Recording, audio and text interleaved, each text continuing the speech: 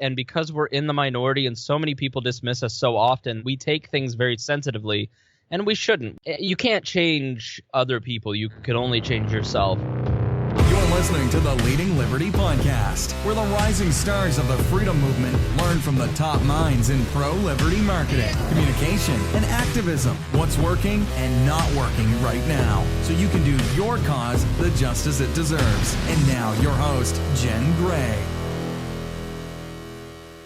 Hey there, welcome back to the Leading Liberty Podcast. I'm your host, Jen Gray, and I'm so happy you're here today, whether you're a new listener coming over to hear today's special guest from the We Are Libertarians podcast, or an old friend of this show. I love hearing from you guys, and it's really starting to feel like these episodes are conversations with friends, and I love that. And it's especially so today because our guest today is not only the creator of the most popular libertarian podcast on iTunes and one of the largest libertarian followings on Facebook, which is the focus of our conversation today because that's what I thought would be of the most value to you, but he's also become a good friend of mine, and I think you'll pick up on that vibe as you listen to this episode. It was a fun one to record, so stick around for the outtakes at the end, but especially for the tips and takeaways in the interview itself for people like us who have a message to share, because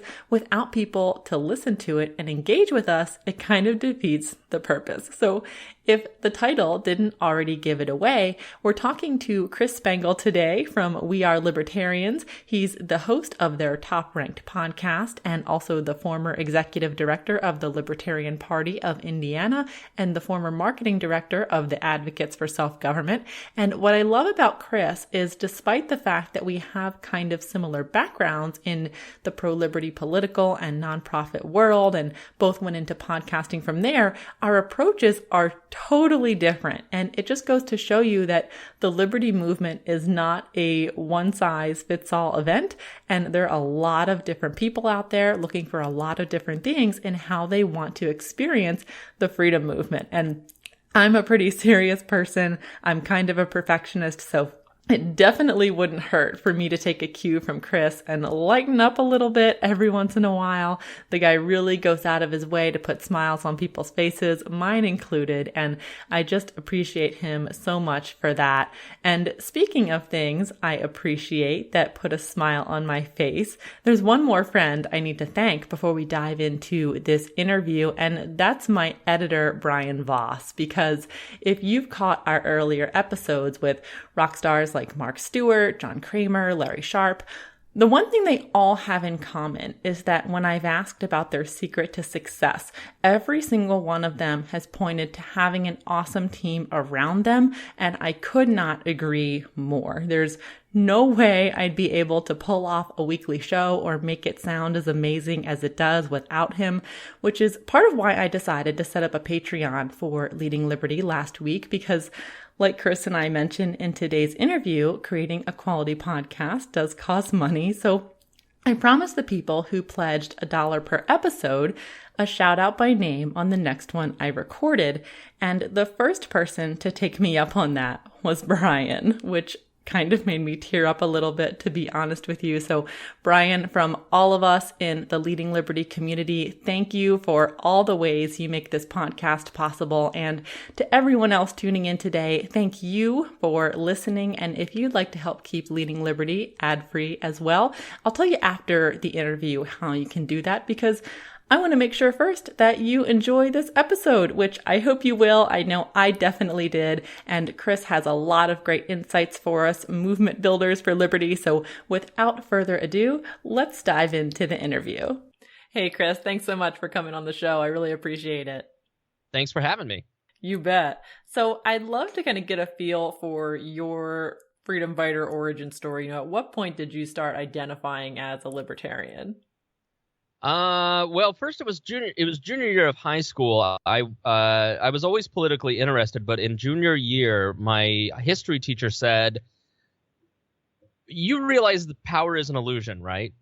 There are one of me and 20 of you, and if you all ganged up on me, then you would be in control of the classroom." And that was the first spark where I thought, oh, it's all kind of made up. And but it wasn't until the Republican convention in Indiana that I covered as a journalist in 2008, where 300 Ron Paul delegates were illegally removed from the convention to keep them from going to the national convention to prevent Ron Paul from getting the nomination over John McCain. And that's when I realized that if you're a libertarian and you want to change it from the inside, so to speak, that you're really going to have a tough time, if any luck at all. So I started following the Libertarian Party and then went on to work for the Libertarian Party later that year when I found out they didn't have an executive director. Started doing that full time and then went on to work for the Advocates for Self-Government as their marketing director. Now I work in radio and do a podcast.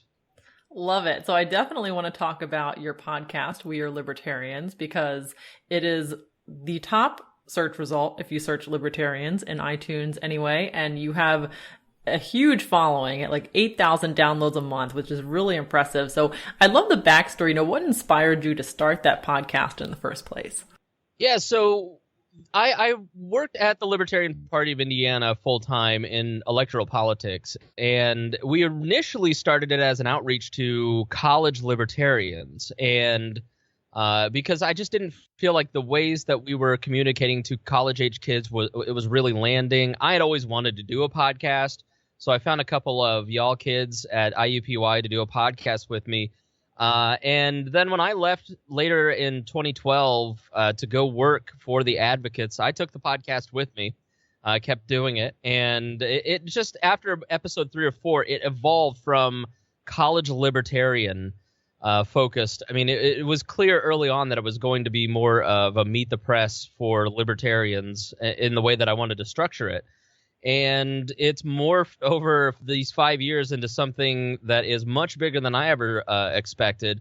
But we really, in 2013, started to get our bearings because I recognized when I worked for the Advocates for Self-Government, I had been in the electoral side. I had now started to work in the think tank part of libertarianism. And part of my job in marketing the libertarian movement for the Advocates, who are the quiz people. If you've ever taken the world's smallest political quiz, they're the quiz people. I just realized that most organizations outreach to people with professors. It's a youngish white guy in a bow tie talking, and there's nothing wrong with that. That speaks to a lot of libertarians. It activates libertarians. But I don't think a lot of people who are in other parties or who are just normies, as we might call them, speak the way that we speak. So the show really started to transition into more of a comedy podcast mixed with current events analyzation, and it's been very successful. Like you said, we're up to 8,000 downloads an episode. We had 140,000 downloads the 3 months leading up to the election, and then it's just we're adding 1,000 a month since the election. So the style in which we communicate, I think, is really beneficial, and it's having fun. That's what people want. They want to have fun. Yeah, and that's so different, like you said, than anything else coming out of the libertarian movement right now. So how have you attracted such a large following with something that is so outside the box? Have you advertised it, or has all that growth been organic? It's all been organic. We've spent a few $100s on Facebook ads. But most of it is word of mouth. I think it's because we are not trying to be dogmatic. We're not trying to appeal to libertarians. Obviously, libertarians make up the majority, but we are not trying to be inside. We don't talk about, who is Adam Kokesh fighting with, or, what did Jeffrey Tucker say to this guy? There's nothing wrong with outlets that do that, but I just don't think that people who aren't in the movement care a lot about that. So we're not trying to cater to the libertarian movement, so to speak. And so I think that, combined with a sense of humor and ideological diversity, I think has been hugely important for us. Like I said, we're not trying to appeal to just ANCAPs. We have ANCAPs on the show. I'm a minarchist. We never say those words even.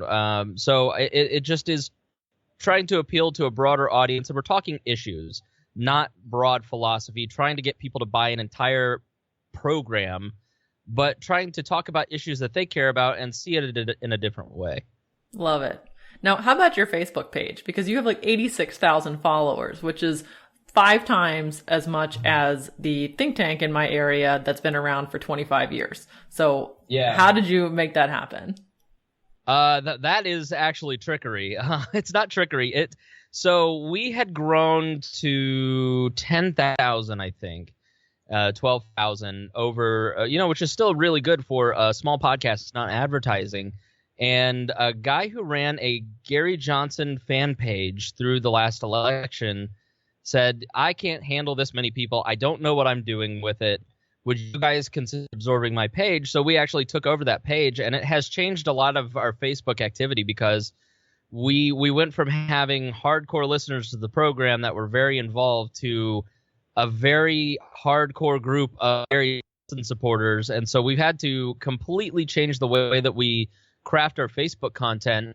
And I contribute that new audience to the growth over the last few months because people are now seeing our brand name in their feed. But and once you get to a page that size, man, you realize it doesn't matter if you posted something pro-Trump, you're going to get a million anti-Trump comments. If you post something anti-Trump, you're going to get a bunch of. You cannot please everybody, and so just don't even try.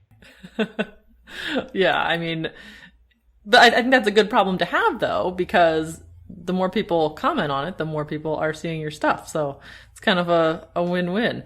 So I wanted to ask, too, about your communication strategy within your group, the most glorious empire of We Are Libertarians. How has that kind of tighter circle of your listenership driven your communication strategy and how you decide what to talk about on the show and anything like that? Yeah, I think it is really important if you have a podcast or if you have a group that you have that broad outward marketing tool. We post a lot of outward things. We have a lot of information, but then there's the inside baseball that goes into a show like ours, that goes into any group of human beings. And that's where we kind of keep the inside group stuff contained within that Facebook group. And I started the Facebook group a couple years ago because I wanted to make money off of the podcast. I really felt like we're offering a service. It's costing me $100 a month. How can I monetize this? Well, a Facebook group is going to give me a more intimate relationship with my listener. And so the Facebook group did that, and it has really helped endear us to our audience, get to know our audience in a more intimate way. And I recommend it. I think that if you have a group, if you have a podcast, you need to have a Facebook group because you need to have a place where your friends can make memes of you and post that so everybody else isn't confused, but the people who get it are laughing. That's how you know you've really made it in the libertarian movement, when you have a dank meme crew. That or a Judd Weiss photo, which I don't have, so I'm still a nobody. I don't have either of those things either, so I'm not even on the radar either, if it makes you feel any better. You can borrow my dank meme crew if you'd like.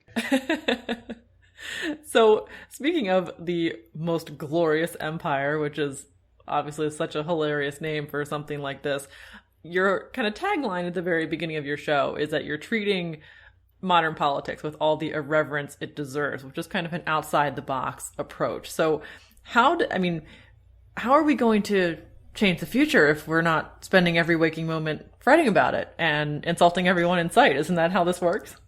We do plenty of insulting, and listen, I love my share of infighting. But I think that I think part of what we want to do is we want to craft a, you're with us mentality. And by mocking, we are irreverent. We when you came on our podcast and you asked what kind of topics do you want to talk about, Greg came up with this communication strategy that like Hitler used, and I messaged him. I was like, "This woman doesn't know us from Adam. Why are you talking about Hitler?" But that it's a safe space over in the We Are Libertarians universe, and so you're going to hear things that are. I wanted to train the listener, especially new listeners, people new to the libertarian idea, that you're going to hear things that are irreverent. There are going to be curse words in this, and you're going to hear ideas that are crazy to you. So I want to set the tone from the very beginning that this is just not I don't want to be pigeonholed. And so that phrase is very strategic, and we've used it from the beginning as a way to keep people from saying, well, you're not being serious. You say curse words on your podcast, or you make jokes, or the first 20 minutes is you guys just chit-chatting. Well, yeah, that's because we're not trying to be. I'm not Tom Woods. I don't have Tom Woods' intellect. I don't have his depth of knowledge. Tom Woods does a great job at what Tom Woods does. You do a great job at what you do. I can't do that. I can do something else, and it's usually, fart jokes. What would you say are your favorite episodes you've ever done? Well, we have a special podcast feed called The Cost. And The Cost is kind of our my cat is getting in the way of the shot. Your video out. I'm sorry. The Cost is kind of the greatest hits of We Are Libertarians, and it's 7 episodes where we talk to people who were deeply impacted by government policy. Government policy is something that harms people at a very real level, and we as libertarians are not doing a good job of telling those stories. And so the Cost is a collection of those episodes that you can get in iTunes. Episodes 144, episode 91. Episode 91, a woman was sentenced to 16 years in jail, and it became a death sentence because of prison privatization. Talked to inmates in 160 and 160, I think it was 161, 163, about what it's like to go to jail, to be railroaded, to get out of jail. 144, if you're not a libertarian by the end of 144, a woman who went through domestic violence, I don't know how you can listen to that and not hate everything that is government. Those are the very serious episodes that I'm most proud of. I think the recent 420 episode that we did was funny. It was very funny as well as thought-provoking. So I really liked that one, too. I don't remember which one it was, but it was the 420 pot episode. It was very funny. Love it. So, somewhat unrelated side note, you have such a great voice for radio, and I know that you do radio for a living. So for people who are needing to be in any sort of speaking capacity, what tips would you give us for maximizing our vocal presence? I hate my voice. I hate it so much. I hate everything about my presentation. I listen to my podcast. I'm the worst thing on it. I'm not good at speaking. Yeah, I work in radio. I learned. I started in 2004 when I started working in radio, and I was doing news updates. And I would have to give the traffic update, the sports update, the weather update, and I would get this 2-minute piece of copy, and I would read it and record it, and I'd listen to it. I'd go, oh, this isn't good, and I'd do it 100 times. I'd do some traffic report that 500 people probably heard, over and over and over and over. And it's about getting reps. And so, if you want to, and what I really learned in that moment is that, if I were talking to you regularly, this is kind of how my voice would sound. But if I'm going to be behind a microphone, I need to talk louder. I need to talk with energy. I need to talk quickly. And you develop that skill over time that you're thinking and talking at the same time, and the words are coming out, and you just have to practice. And so I've done thousands and thousands of hours of broadcast over the last 15 years, and I've developed this voice as good as I can get it.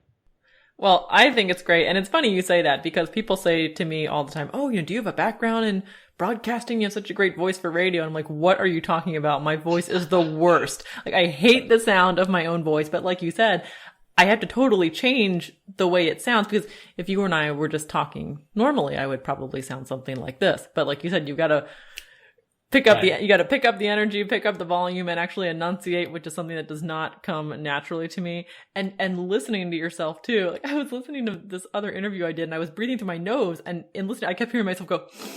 Like, okay, I had to suffer through that experience of listening to myself so that I could know what not to do moving forward. And one thing you learn is that you are hypercritical of yourself. If you think that you are always going to be extremely paranoid about everything you do or say, how you sound, the way you look, all that, and you think that everybody's paying attention to you, especially the younger you are. The older you get, I'm now 33, I'm almost to crotchety old man stage in life, where I just don't care. I'm like, the blinds are open, I'll walk around naked. What do I care? And so the older you get, the more confident you get. But you have to practice. You have to listen to yourself. You have to examine everything that you do and make tweaks and adjustments. If you do a podcast or you do a speech, you've got to go back and listen to it. You've got to record that stuff and know where you can fine tune that stuff, because it gets better and better every single time. Definitely. What would you say is your biggest frustration overall in your kind of advocacy experience with the freedom movement? Obviously the people, but I think that's going to be the blanket answer for everybody. I think for me, it is a lack of, the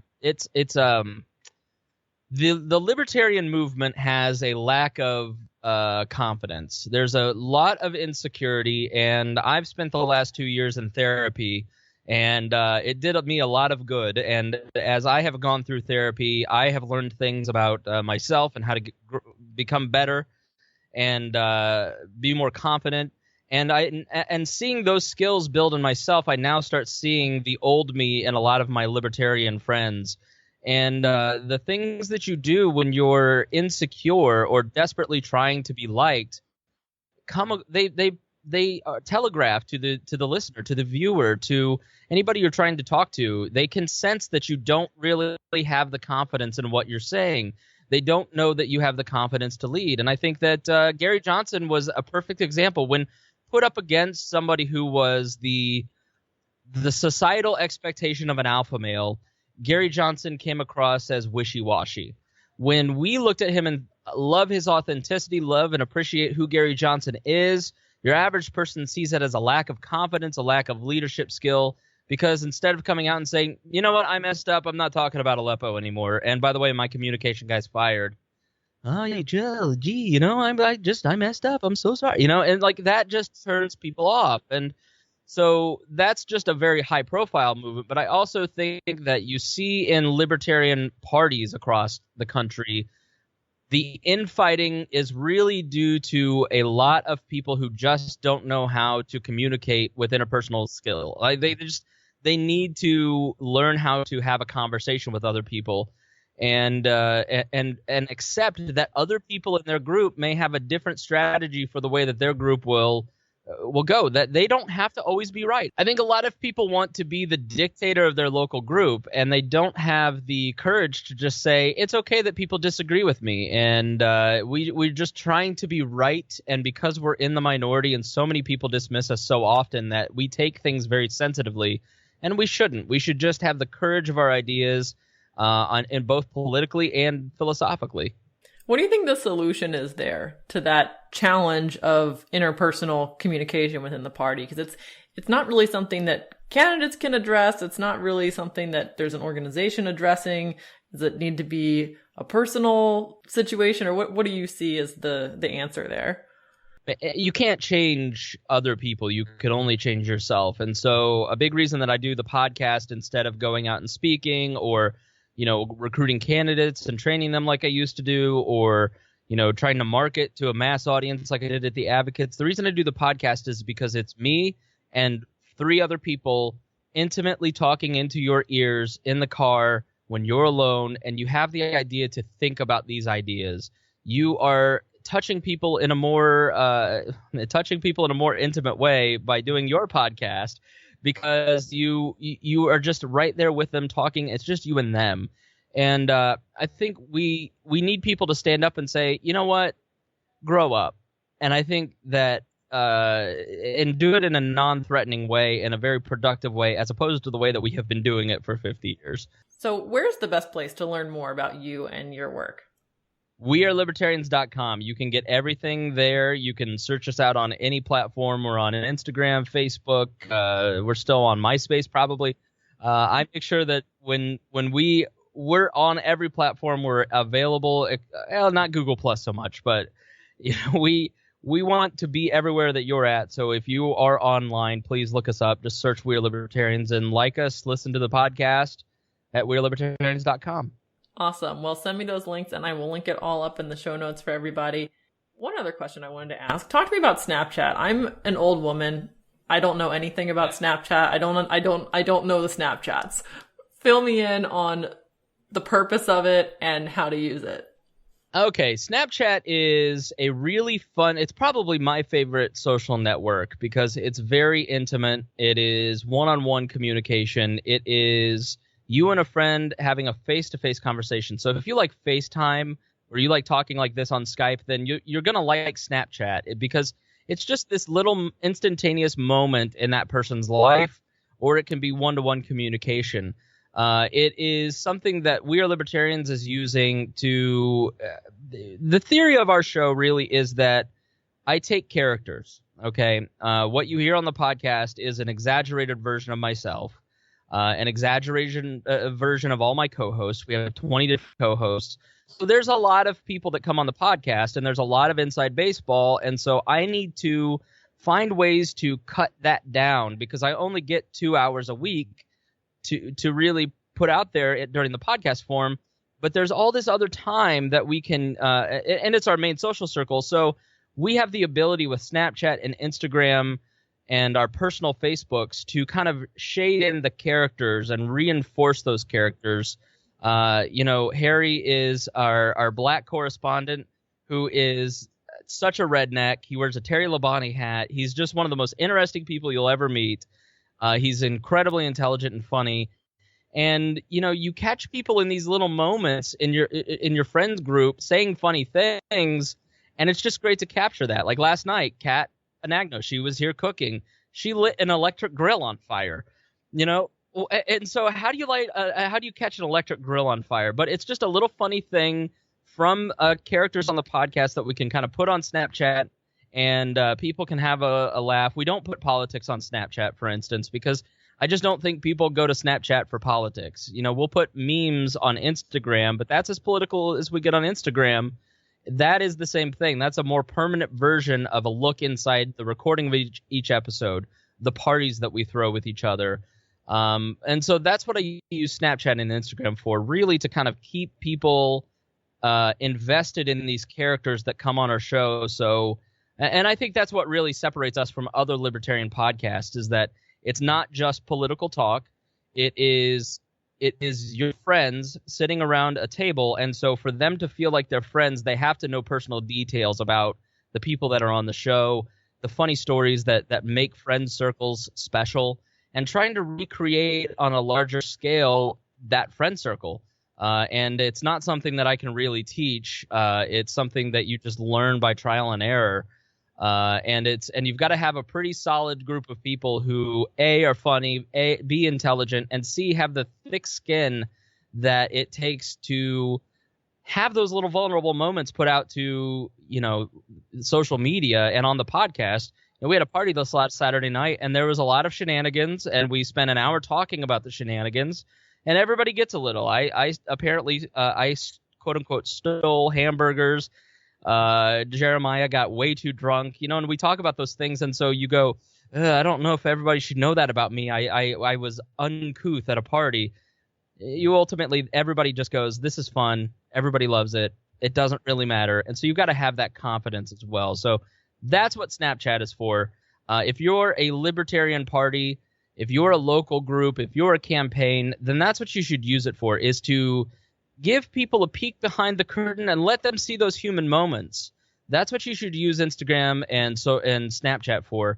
If you're trying to force messages, then you're going to not be successful, because people don't want that from those two mediums.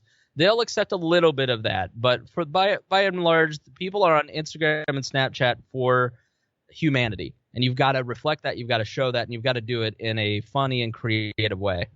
Given the choice between the two, as a solo artist, would you do Instagram or Snapchat if you only had the bandwidth for one?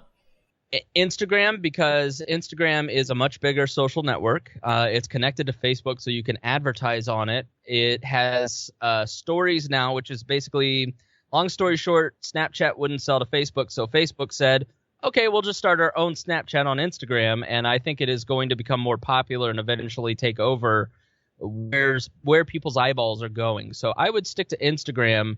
I think the National Review, if you're an organization, the National Review does a great job with Instagram as a political outlet in nailing the visual aspect of it, what they're putting out, how they're putting things out. So if you're an organization, I think that's a great place to look for inspiration. Very cool. Well, thanks so much for all the tips and all the insight. I think you bring a really unique perspective to the movement, and I really appreciate everything that you do at We Are Libertarians and your friendship. So thank you so much for coming on the show. Likewise, thank you so much for coming on We Are Libertarians, and you've been a great friend to me, and you are, I think, desperately needed, your podcast and you in the libertarian movement, and I think you're doing a great service. So please, if you listen to this podcast and you like it, share it, rate and review it on iTunes. And while you're doing that, go check out wearelibertarians.com, search for us in iTunes. We've got a bunch of podcasts that you can listen to. So please, wearelibertarians.com. Awesome. And I will definitely link that up for everybody in the show notes. Thanks again so much for coming on. Thank you. And there you have it. I hope you enjoyed this episode. I hope it gave you some ideas you can take action on when it comes to creating a niche and really making it your own and becoming a better communicator and building relationships with the people you serve. That's definitely one of the most important lessons I've learned in the decade I've been doing this, that while, yeah, it's great to have a message and get into the marketing and all that fun stuff, it's the relationships we build along the way that are really the most valuable asset we have in whatever mission it is that we're here to accomplish. And I know I've definitely learned from Chris since I started this show, partly because We Are Libertarians was the first podcast I ever went on as a guest. And that was a really fun challenge for me to step outside the comfort zone and have that conversation and see that the freedom movement isn't just for super professional perfectionists all the time. And I love his idea too of having a Facebook group for listeners where your friends can make memes of you. I'm just kidding. I don't expect anyone to make memes of me, but I guess if you want to, by all means, that would be hilarious. But in all seriousness, I just love hearing your thoughts on the show and what you'd like to hear in future episodes, what questions you have. So I'm taking Chris up on that challenge also. So if you'd like to get in touch with me after the show, the best place to find me is in the Leading Liberty Facebook group, which I'll link up for you in the show notes, along with the episodes Chris recommended of the We Are Libertarians podcast and where to find them on social media. I'm a new contributor to that Facebook page also, so we'd love to have you. And last but not least, if you enjoyed this episode, it would really mean the world to me to have your support at $1 an episode. And if just 1% of the people who tune into Leading Liberty were to take me up on that, we'd be able to get video of the show up on YouTube, broadcast live now and then, get the word out to thousands of new activists every week, and keep the show ad-free, which we literally cannot do without you right now. So that's linked up in the show notes for you as well at jengray.com/15. So thanks again so much for tuning in today, for everything you're doing to advance liberty, and be sure to subscribe, rate, and review before you go. We've got some great episodes coming up for you with Michael Pickens at the Libertarian Leadership Academy and Nicholas Wieser at Being Libertarian. So excited to share their awesome insights with you. They have so much great experience we can learn from to communicate our own causes more effectively. So stay tuned. Thanks again for hanging out with us today, and I'll see you next week. Hey, did you like this episode? Be sure to subscribe, rate, and review before you go. Learn more about how to market pro-liberty causes and campaigns at jengray.com, and I'll see you on the inside.